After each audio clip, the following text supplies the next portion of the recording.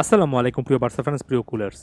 সংক্ষেপে Frenkie de Jong সম্পর্কে আলোচনা করব। সর্বশেষ একটা ম্যাচ দেখলাম নেদারল্যান্ডসের জার্সিতে, যেটা হাঙ্গেরির বিপক্ষে নেদারল্যান্ডস খুবই ভালোভাবে জিতেছে এবং যতক্ষণ মাঠে ছিলেন সেখানে ফ্র্যাঙ্কি ডিয়ং এর খেলাটা আরও একবার কিন্তু অন্তত আমার কাছে খুবই ভালো লাগলো। কিছু কিছু ক্ষেত্রে তো এক কথা অসাধারণ আরও একটা পারফরমেন্স দেখলাম। এখন ফ্র্যাঙ্কি ডিয়ং এবং বার্সা সম্পর্কে যখন আলোচনা করি, প্রথমত বলে নিই ফ্র্যাঙ্কি ডিয়ং পরবর্তী ম্যাচটা হয়তো বা খেলবেন না, ইনজুরি সংক্রান্ত কিছু না কিছু ইস্যু আছে, বার্সাতে আরও একবার ফিরে আসছেন। তবে এগুলোকে একপাশে সরিয়ে রেখে আমি মূলত একটা ব্রডার প্রসপেক্টে ফ্র্যাঙ্কি ডিয়ং এর এখন পর্যন্ত বার্সার ক্যারিয়ারটা ধরার চেষ্টা করছি। আমার কাছে মনে হয় আয়াক্স থেকে ফ্র্যাঙ্কি ডিয়ং যে সময়টাতে বার্সেলোনাতে এসেছিলেন সম্ভবত 2019 সালে, তারপর প্রায় 5টা বছর কেটে গিয়েছে। বার্সার জার্সিতে 2 শতাধিক কিংবা তার চেয়েও বেশি ম্যাচ খেলেছেন ফ্র্যাঙ্কি ডিয়ং। তবে আমি মনে করি ডিয়ং এর বেস্ট ভার্সনটা, একেবারে টপ ফর্মটা, যেটা ফ্র্যাঙ্কি ডিয়ং এর রীতিমতো অসাধারণ একটা লেভেল, সেটা তিনি হয়তোবা বার্সাতে স্পর্শ করতে পারেননি এবং এটার পুরোপুরি দায় না হলেও অনেকাংশে দায় আসলে বার্সারই। আমি এখানে ফ্র্যাঙ্কি ডিয়ং এর বড় আকারের দায় দেখি না, হয়তোবা ছোট ছোট কয়েকটা জায়গা থেকে সমালোচনা করা যায়। তবে মোটা দাগে ফ্র্যাঙ্কি ডিয়ং এর ফুল পটেনশিয়ালটা আসলে ক্লাব হিসেবে বার্সায় ব্যবহার করতে পারেনি।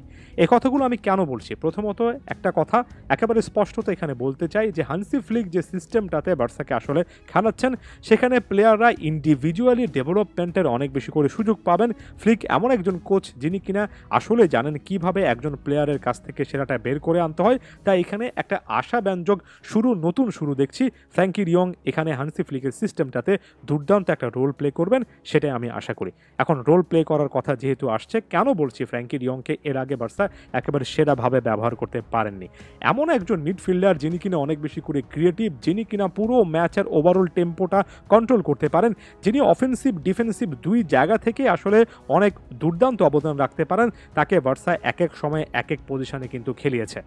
একেবারে স্পষ্টত এখানে একটা প্রমাণ তুলে আনতে চাই। এই মুহূর্তে যে ছবিটি স্ক্রিনে দেখছেন সেটার দিকে যদি একটু ভালো করে তাকান, সিএম সেন্টার মিডফিল্ডে অনেকগুলো ম্যাচ খেলেছেন, ডিফেন্সিভ মিডফিল্ডার হিসেবে অনেকগুলো ম্যাচ খেলেছেন, বেশ কয়েকটা ম্যাচ তিনি কিন্তু সেন্টার ব্যাক পজিশনেও খেলতে বাধ্য হয়েছেন। রাইট মিডফিল্ড, লেফট মিডফিল্ড অর্থাৎ RM LM সকল জায়গাতেও কিন্তু ফ্র্যাঙ্কি ডিয়ংকে দেখা গিয়েছে।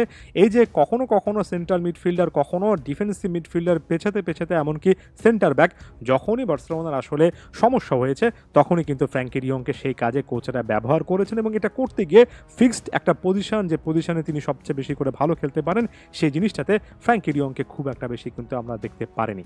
যদিও নেদারল্যান্ডসের জার্সিতে সর্বশেষ ম্যাচটা 4-3-3 ফরমেশনে খেলেছেন, তবে আমার কাছে মনে হয় ফ্র্যাঙ্কি ডিয়ং বেসিক্যালি 4-2-3-1 ফরমেশনে দুর্দান্ত খেলতে পারেন, যেখানে আসলে 4-2-3-1 এর মাঝখানে 2 অর্থাৎ যে ডবল পিভট থাকে, সেই ডবল পিভটের মধ্যে একজনকে যদি বক্স টু বক্স মিডফিল্ডে মুভমেন্ট করার একটা ফ্রিডম দেওয়া হয় এবং একটু হলেও হাই অন দ্য পিচ থাকার স্বাধীনতা দেওয়া হয়, সে জায়গা থেকে ফ্র্যাঙ্কি ডিয়ং আসলে অনেক ভালো করতে পারেন।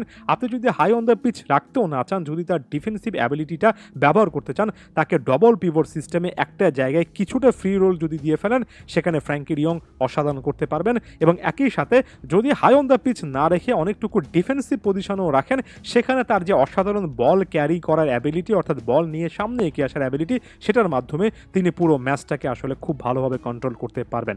4-2-3-1 এর কথা যখন বলছি, হান্সি ফ্লিকের এই সিস্টেমটার কথা চলে আসছে। হান্সি ফ্লিকের এই সিস্টেমের শুরুর দিকে ফ্র্যাঙ্কি ডিয়ং ইনজুরির কারণে ম্যাচের পর ম্যাচ মিস করেছেন, এখনও ইনজুরি সংক্রান্ত ইস্যু আছে। তবে একটা বার যদি এখানে সেটেল ডাউন করতে পারেন, আমার কাছে মনে হয় ফ্র্যাঙ্কি ডিয়ং এর ক্যারিয়ারটা একেবারে রাঙানোর জন্য, বার্সাতে লেজেন্ডারি একটা প্রোফাইল, একটা স্ট্যাটাস টাচ করার জন্য রেডিমেড একটা সিস্টেম আছে, তিনি খুব ভালো করবেন এমন একটা সিস্টেমের পাশাপাশি এমন একজন কোচও আছেন যার সিস্টেম, যার ট্যাকটিক্সটা ফ্র্যাঙ্কি ডিয়ংকে অ্যালাউ করবে তার সব রকমের স্কিল শো করার জন্য। এর চেয়ে ভালো সিস্টেম, এর চেয়ে ভালো কোচ এই মুহূর্তে ফ্র্যাঙ্কি ডিয়ং আসলে আশা করতে পারে না।